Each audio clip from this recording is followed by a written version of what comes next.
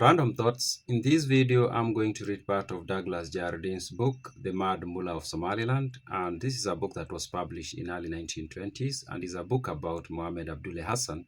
And Douglas Jardine served in the British colonial government of Somaliland, and he was what was known as the Secretary to the Administration, Somaliland, 1916 to 1921. And he was, we can say, second or third in command. So he did oversee some of the operations that the British carried out on Mohammed Abdulle Hassan, or the Mad Mullah, as they preferred calling him. And we are now in chapter 2. And in chapter 2, I've done a video about the childhood of Mohammed Abdulle Hassan. And now I've also done a video about someone who seems like was a religious mentor of his. And now in this video, I'm going to read parts where Douglas Jardine says or portrays a scenario where the British did not really consider Mohammed Abdulle Hassan initially as a threat, even when he started preaching and having followers. In fact, they thought of him as an asset. And initially, he showed them signs of being an asset, and he started working with them. But then at some point, he changed. He turned against them. Now, we are going to read and see how the British saw him as, or they did not see him as a threat. They saw him as someone they could just ignore. And then at some point, they saw him as an asset, as someone they could use. But then at some point, he turned against them. Now, this is what he says. With all the corrosive invective of the born agitator and the recklessness of the reformer, he inveighed against the luxury of the age. So initially, the British just saw him as this preacher who was preaching against the luxuries of that era, the era of, we can say, early 20th century. People were living in a way that he did not think it was the right way to live. He continued to say, he proclaimed that the Somalis were wasting their substance on riot chairs, living in a way that we can say maybe is not orderly, is chaotic, something of sort. I think that's what the word riot chairs means. And he continued to say, especially on tea drinking. Seems like Mohammed Abdulle Hassan did not think that tea consumption is appropriate for religious people. This is very interesting. People take tea, especially if you are Kenyan, then tea is something that people take a lot. Yeah, so it's very interesting to see that if you are going to believe Douglas Jardine, that Mohammed Abdulle Hassan did not approve of tea drinking. He must have had his reasons. Maybe he thought it is a stimulant. It is to some extent. He continues, he protested against the immorality of chewing cat. Yeah, that's a stimulant, of course. Or the gluttony of gorging the fat of sheep's tail.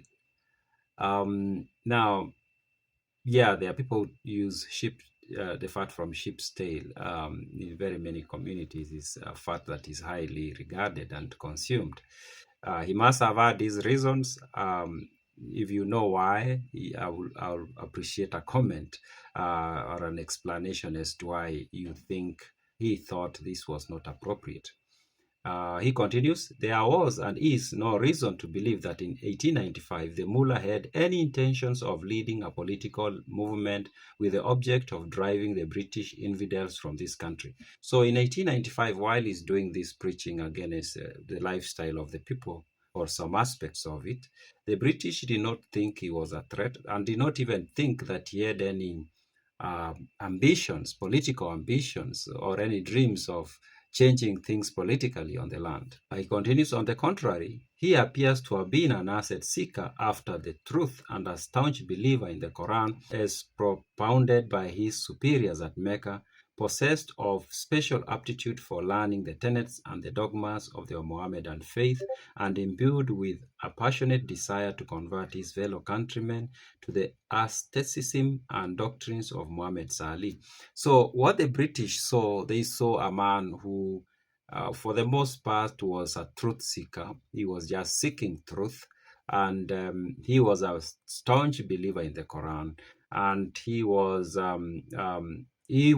his interest was actually to preach, or seemed to the British that his interest was just to preach to people and to teach them and convert them to the form of religious ideas, or to the religious ideas that he believed were the right one. And he says that these doctrines are the doctrines of Muhammad Salih. Somebody, I said in the previous video, that Douglas Jardine portrays him to be like a religious mentor of Mohammed Abdulle Hassan. He continued to say, at first, this influence seems to be exercised for good. That is Mohammed Abdulle's influence.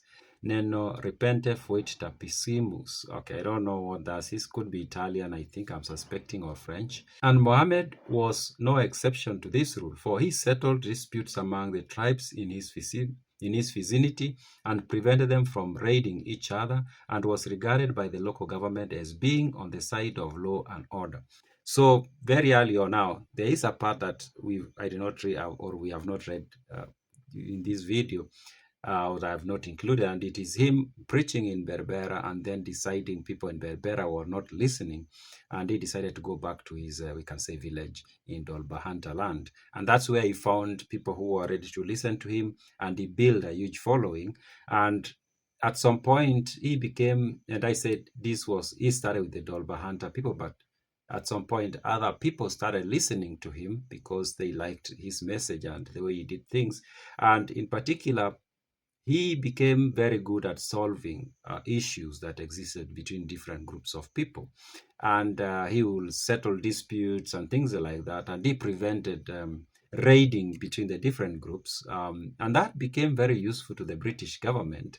They thought this was a guy who was going to help them to maintain law and order. He continued to say, from time to time, he corresponded with the vice consul at Berbera about these tribal matters, and occasionally he would send down as prisoners to the vice consular court Somalis who had been guilty of criminal offenses in the interior. So he collaborated, or he cooperated, or he found, he treated the British as allies, at least in matters to do with law and order. And sometimes he will arrest people who are breaking the law or becoming a nuisance in the land, and he will send them to Berbera to be jailed. I think that's what used to happen. Thus, he acquired a very considerable influence over the tribesmen by adjusting their grievances and ensuring that his decisions were put into effect. For the Somalis who were not slow to realize that his rough and ready justice was preferable to the long distance to Berbera and the prospect of the government not being in a position to enforce its decision in the interior when given. So initially, we'll send these people to Berbera, and sometimes he chose not to. He decided to just create, we can say, a local form of judicial process. And the people came to like that because it was swift, it was easy, it was accessible, and there was order and peace on the land, and people were like, they liked it. So yeah, so up until that point, he seems to be, or the British think of him as an ally, and we can say an asset, as someone who could help them manage the people on the land. Those are my random thoughts.